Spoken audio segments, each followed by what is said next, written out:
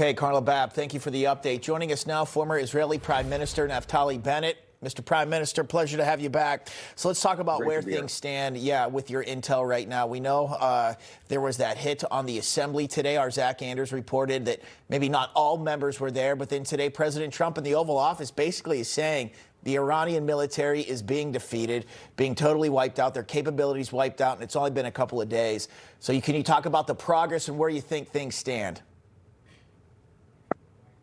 Well, the attack is making very good progress. The first step was to neutralize their air defenses, and now basically they're laid naked, and Israel and America can attack the Iranian nuclear facilities and ballistic factories, as well as the regime targets themselves, and that's what's happening right now.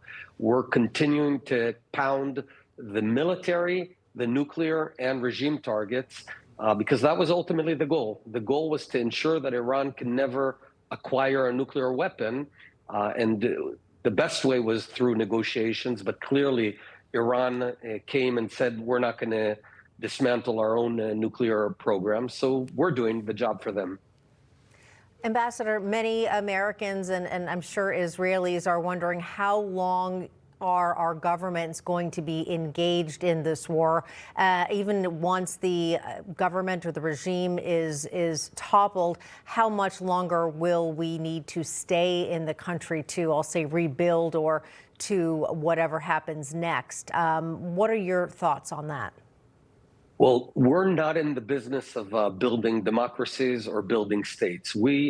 Our main focus was to prevent Iran from being able to acquire a nuclear weapon. Now, all presidents and policy of all administrations over the past 20 and 30 years was always to say Iran will never acquire a nuclear weapon.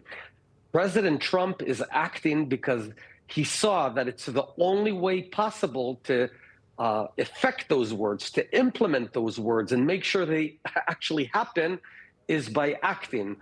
Because if he had not made the move now, then Iran would have moved its nuclear facilities underground. It was in the process of doing it into a mountain called Pickaxe Mountain, where no one could then hit it. It would be immune. And also, Iran was producing hundreds and later thousands of ballistic missiles, which would be such a big deterrence that no one in the future would be willing to touch Iran. So in order to prevent Iran from becoming like North Korea, where they have a nuclear weapon, they have intercontinental ballistic missiles, President Trump made the bold decision to act now and prevent the later disaster. Mr. Prime Minister, while we have you, I want to bring this up. There is this narrative going around, and members of our Congress have talked about it, and that includes some Republicans.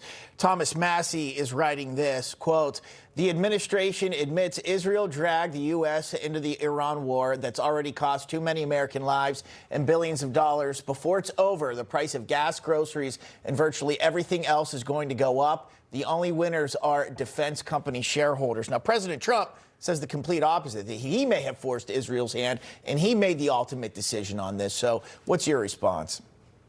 President Trump is absolutely right. He's accurate.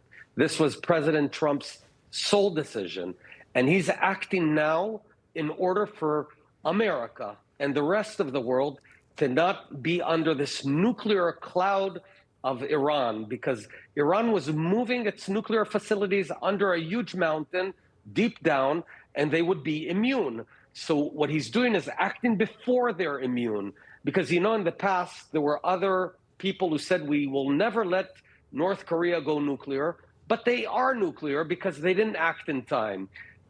Good leaders look at reality as it is, not as they wish it would be, but as it is, and act. And he realized that if you don't act now, in the future, you will not be able to act again.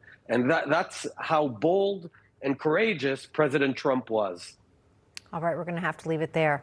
Prime Minister Bennett, great to have you on American Agenda. Thank you. Thank you very much.